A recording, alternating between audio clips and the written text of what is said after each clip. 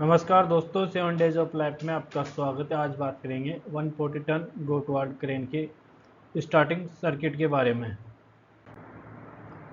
इसमें जो एक इलेक्ट्रिकल सर्किट रहता है, तो ये जो ड्राइवर की केबिन रहती है, यहाँ पे ये केबिन रहती है, यहाँ पे इसके पीछे ही यहाँ पे बैटरी लगी रहती है और यहीं अंदर से एक इलेक्ट्रिकल सर्किट लगे रहते हैं, जिसे रिले पैनल भी लगे रहते हैं और SLI पैनल भी लगे रहते हैं।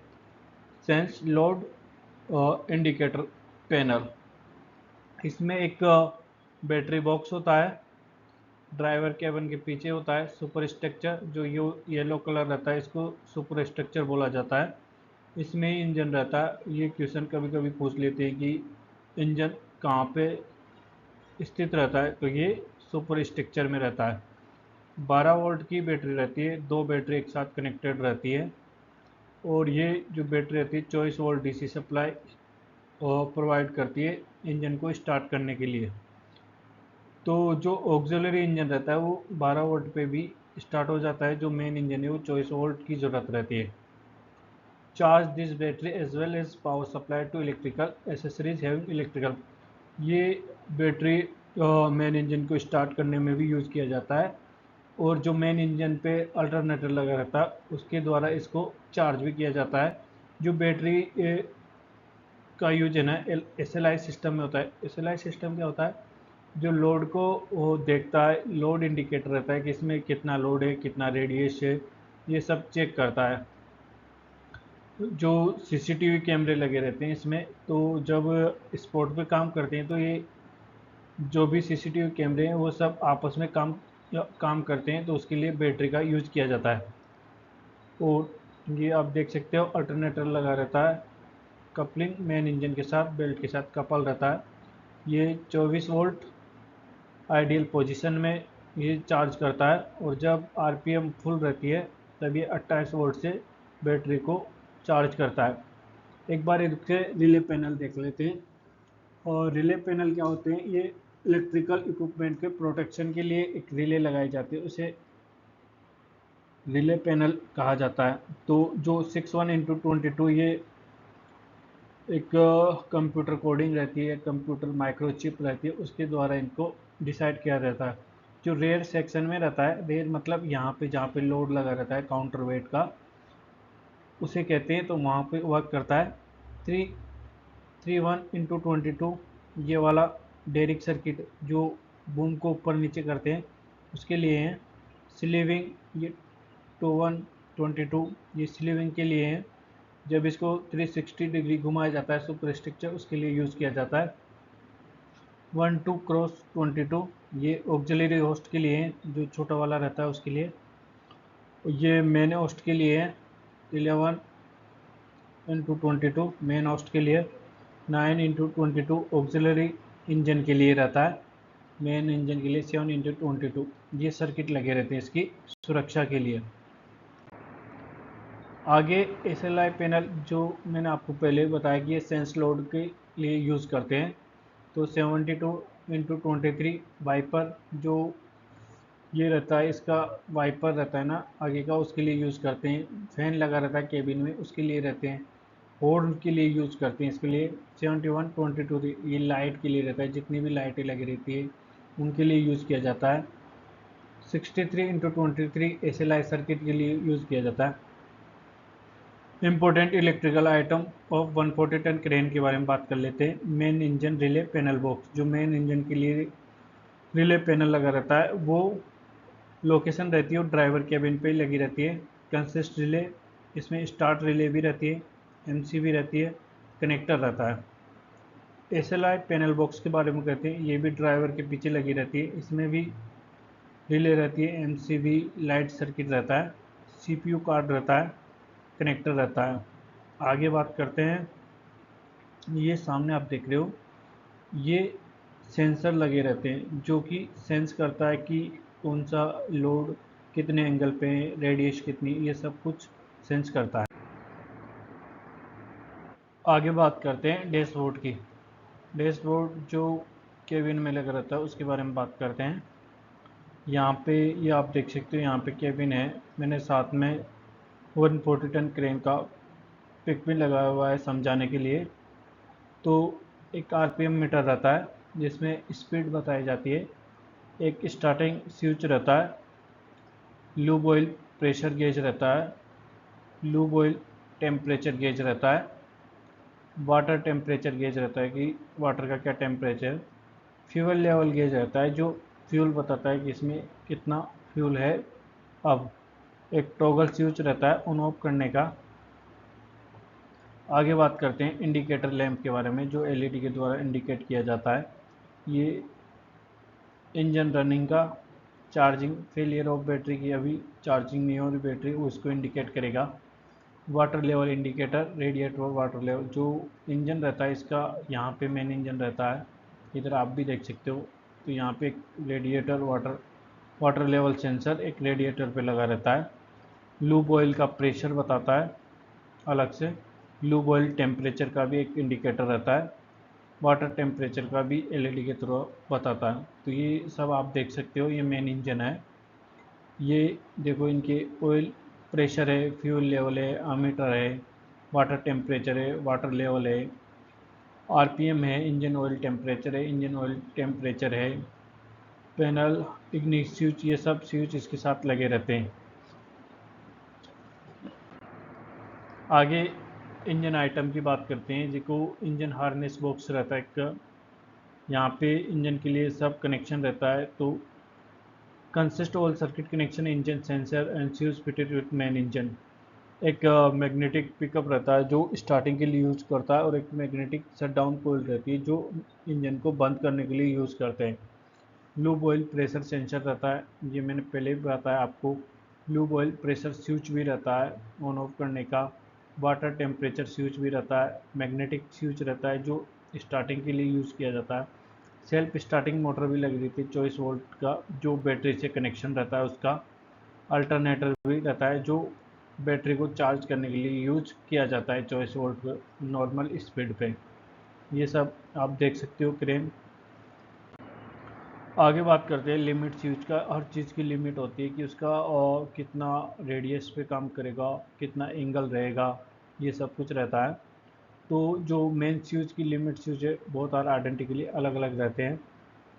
ऑक्सिलरी होस्ट लिमिट स्विच रहता है।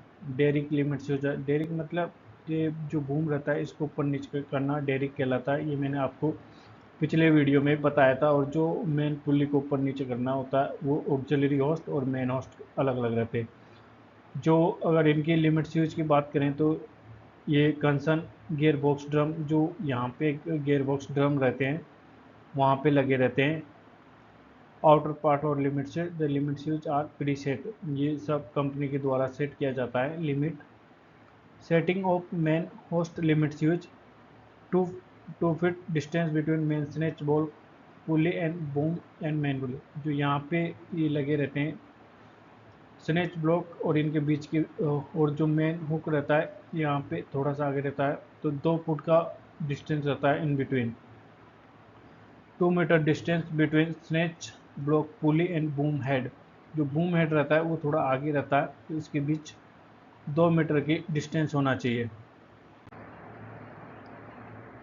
आगे बात करते हैं ऑक्सिलरी होस्ट की लिमिट स्विच कैसे डिसाइड की जाती है। तो सेम वैसा ही जैसे मेन होस्ट की लिमिट स्विच लगाए जाते हैं।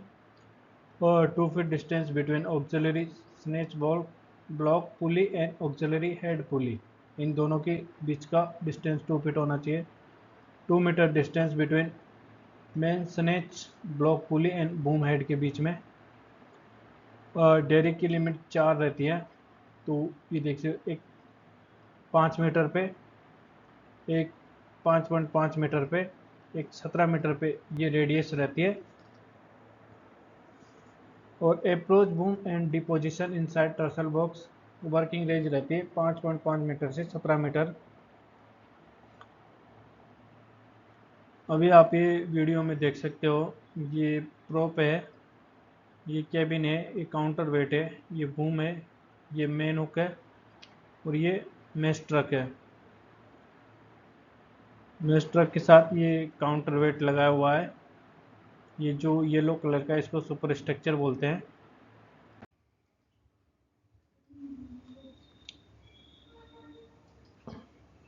आगे बात करते हैं सोलोनॉइड वॉल्व के बारे में। ये 16 होते हैं, इनसाइड ऑफ मशीन रूम के बीच होते हैं। तो नो इनसाइड मशीन एक जगह लगे रहते हैं और 3 एक जगह लगे रहते हैं। जो 3 और 9 12 हो गए ना, और ये 2 नंबर रेयर पोर्शन पे लगे रहते हैं। 9 और 3 12 हो गए, जबकि 3 12 और 3 15 और 1 16 इस तरह लगे रहते हैं। अब इनका डिवाइडेशन कर देता हूँ। 2 नंबर रेयर पोर्शन के लिए रहता है, जो कि यहाँ पे काउंटर वेट के लिए रहता है। 2 नंबर रेयर पोर्शन के वर्टिकल और हॉरिजॉन्टल, ये रेयर पोर्शन मतलब हॉर्न के लिए, ये हॉरिजॉन्टल सिलेंडर और वर्टिकल सिलेंडर के लिए 2 अलग रहते हैं। 2 नंबर मेन इंजन का जो होस्ट रहता है, ये वाला बड़ा वाला जो 140 टन कैपेसिटी है, इसको अप एंड डाउन करने के लिए रहते हैं। 2 नंबर ऑक्सिलरी के लिए रहता है, जो ऑक्सिलरी होस्ट है इसके अप एंड डाउन के लिए। 2 नंबर डेरिक के लिए रहता है, डेरिक मतलब बूम को अप एंड डाउन करने के लिए। और 2 नंबर स्लीविंग को रहता है लेफ्ट और राइट करने के लिए। और 1 नंबर जो विंच आउट, विंच मतलब लिफ्टिंग के लिए, यहाँ पे एक विंच वायर रोप लगा रहता है। अगर किसी वैगन को खींचना हो तो इसके द्वारा ऐसे खींचा जा सकता है उसको, उसे विंच कहते हैं। 3 नंबर अलग से लगे रहते हैं, जो लेमिना ब्रेक ओपन जो इसको रोकता है यहाँ पे लोड लेने के बाद, उनके लिए। एक रैपिड एक्शन के लिए रहता है मेन होस्ट के लिए, और एक रैपिड एक्शन ऑक्सिलरी होस्ट के लिए, इनके लिए लगा रहता है। आगे देख लेते हैं प्रेशर स्विच के बारे में। जो प्रेशर स्विच है वो स्लीविंग के लिए रहता है, जो लेफ्ट राइट करते हैं उनके लिए। प्रॉक्सिमिटी स्विच, ये भी वर्टिकल ओरिजेंटल जो सिलेंडर लगे रहते हैं रेयर एंड में, उनके लिए रहता है, और रेयर एंड पे ही फिट रहता है ये। आगे रिले की बात कर लेते हैं। जो रिले जो इलेक्ट्रिकल आइटम है इंजन के, उनकी सुरक्षा के लिए लगी रहती है। जो स्टार्टिंग रिले रहती है, जो मेन इंजन का रिले पैनल बॉक्स होता है, उसको फंक्शन करने के या प्रोटेक्टिव के लिए यूज़ किया जाता है। वाटर लेवल स्विच को जो मेन इंजन रेडिएटर रहता है, मेन इंजन का जो रेडिएटर रहता है वहाँ पे लगा रहता है, इसमें नेगेटिव सप्लाई रहती है। तो आगे बात करते हैं ओवर स्पीड स्विच। ये मेन इंजन के पास लगा रहता है। जब भी मेन इंजन और मैक्सिमम स्पीड या ओवर स्पीड रहेगा तो उसका पता लग जाए, उसको प्रोटेक्ट करने के लिए। Fuel solenoid ball location fitted with main engine, mid portion में लगा रहता है इंजन, जो एंड इट एस 2 पॉइंट, ये पॉजिटिव एंड नेगेटिव 2 पॉइंट रहते हैं। पावर सप्लाई रहती है एमीटर से। Negative point circuit control water level sensor, तो ये उसको बताता है वाटर लेवल को, वो अलग रहता है, और एक फ्यूल का भी रहता है। आगे बात